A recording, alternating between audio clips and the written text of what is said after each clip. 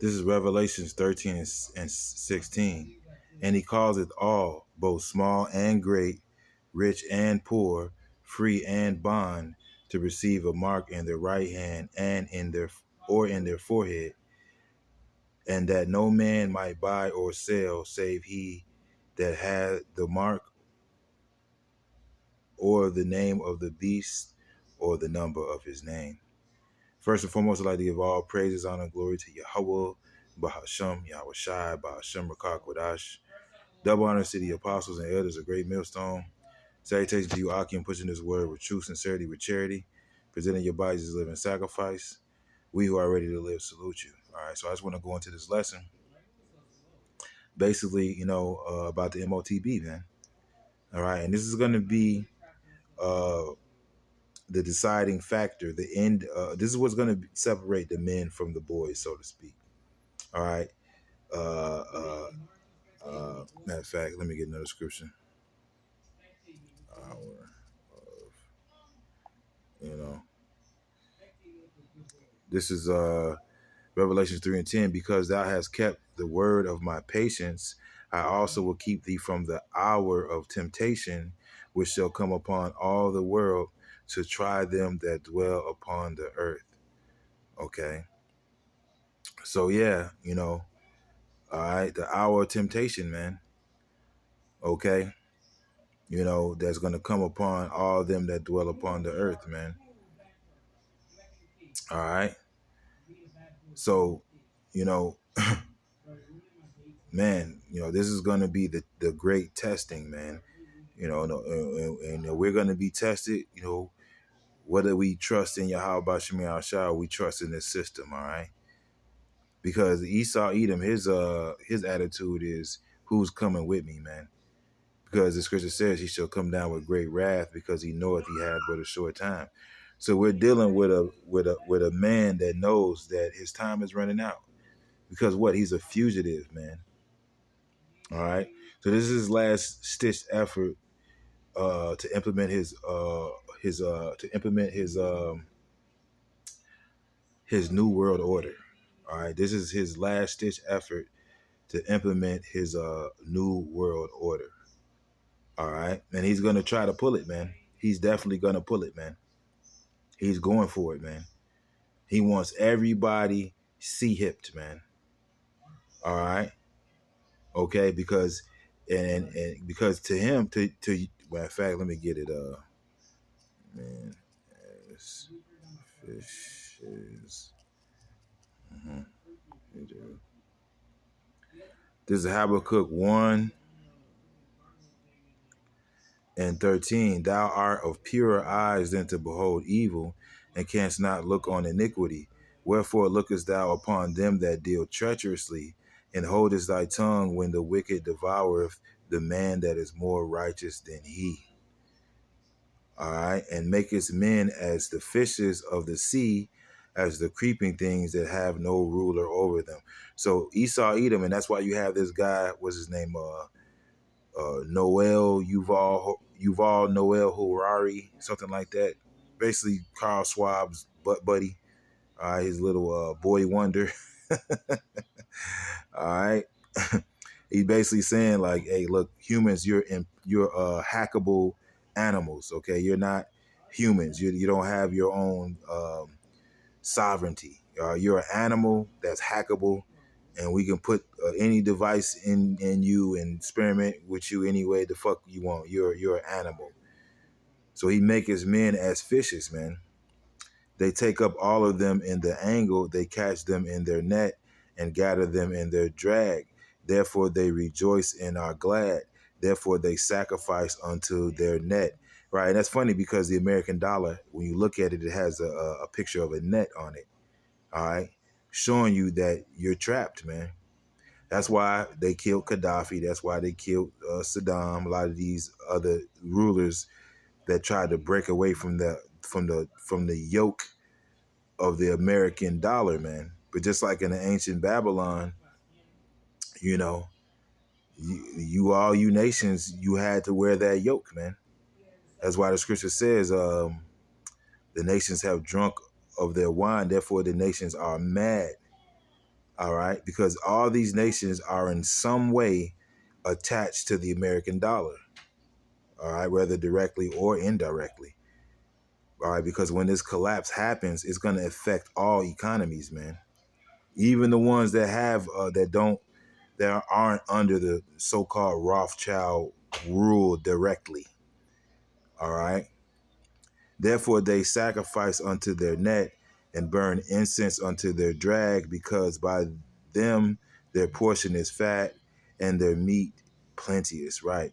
And what is the scriptures called? Esau, a cunning hunter, man. And what is he hunting now? He's hunting the souls of men. What does it says in the book of Revelations? It talks about slaves and souls of men. All right. Okay. Shall they therefore empty their net and not spare continually to slay the nation? So, and the scripture says, when thou cease to spoil, then thou shalt be spoiled, man. So this devil's going to continue until the Lord ends his shit, man. All right. And, like I said, there's this M.O.T.B. is his last stitch effort to become a god. That's his goal. That's what he's trying to do. All right. He wants to make everybody uh, uh, a slave to his system, man. Matter of fact, I got to get this lyrics to this song.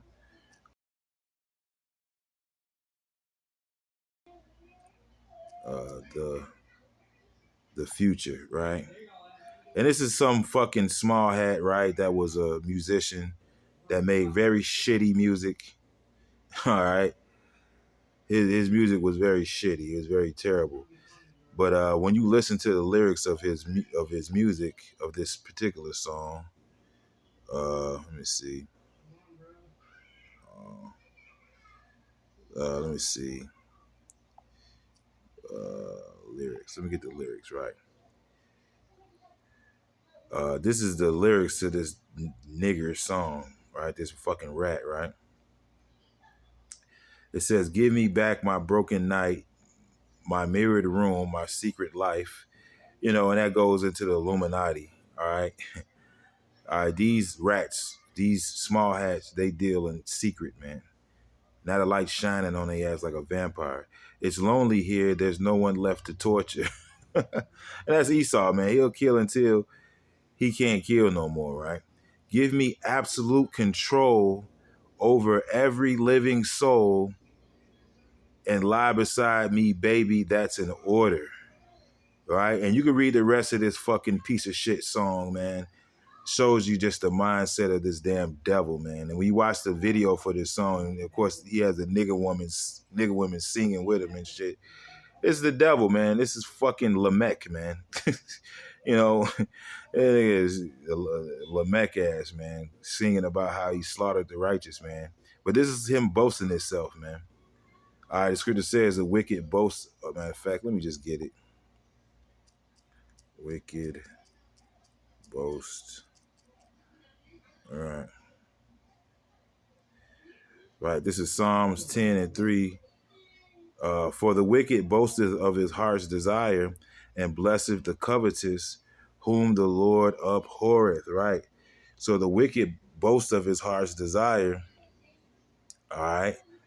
And he says the wicked boasteth of his heart's desire, and blesseth the covetous, whom the Lord abhorreth. So the wicked boasts of his heart's desire. And that's what you hear when you listen to that nigga Yuval Noah Harari or Klaus Schwab, or Kill Gates. All right. They're basically boasting about what they want to do, man. But Yahweh Shemi Shai has other plans. It says the wicked through their pride, the wicked through the pride of his countenance will not seek after Yahweh. Yahweh is not in all his thoughts. All right. So they didn't consider, as the scripture says, if only they would have considered their latter end, man. All right.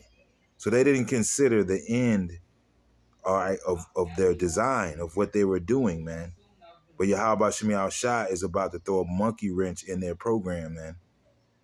And it starts with the elect, man. See, the elect is the equation that they didn't consider. Mainly Yahweh Shai, because Yahweh Shai is the elect of the elect. They didn't take into the equation or into account Yahweh Shai to a point. All right. I say that loosely because they are planning on making war with Yahweh Shai. So, and they are investing money in it.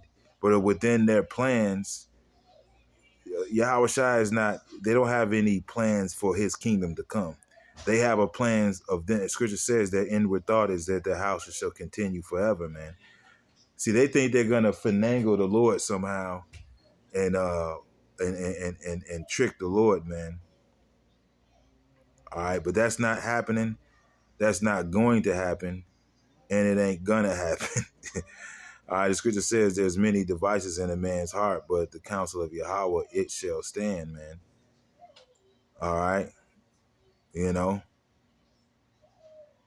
So, man, this is pretty much where we're at, man, within prophecy, and this is going to be the determining and deciding factor of this whole thing, man. You know, so we're looking forward to seeing all these things that are coming down the pike, man. Hey, because the scripture says, "Then shall it be known that a prophet was among you." See, you're gonna know who had the truth, man, because these things they're not just gonna be in your face. They're gonna be they're gonna be you know you know they're gonna be they're not, well, I want to say they're not just gonna be at your door is what what I should have said. They're not just gonna be at your door. All right, they're gonna be in your face, and there's not gonna be no denying it, man. There's not gonna be no more denying it, man. So you can't outrun prophecy, man. The word of Yahweh Shemi Shai always catches up, man. And really the world is really just catching up with the word, man. You know. But Yahweh Shemi Shai is always an infinite amount of steps ahead of your ass, man. You know. So yeah, that's pretty much what I got. Hope this lesson was edifying. With that, I'd like to give all praises, honor, and glory to Yahweh, Ba'ashem, Yahweh Shai, Ba'ashem, Rakak Wadash. Double honor to the apostles and elders, a great millstone. Salutations to you, Akim, pushing this word with true sincerity, with charity, present your bodies a living sacrifice. We who are ready to live salute you, Shalom, Kwam Yasharala, and the Bible Ball.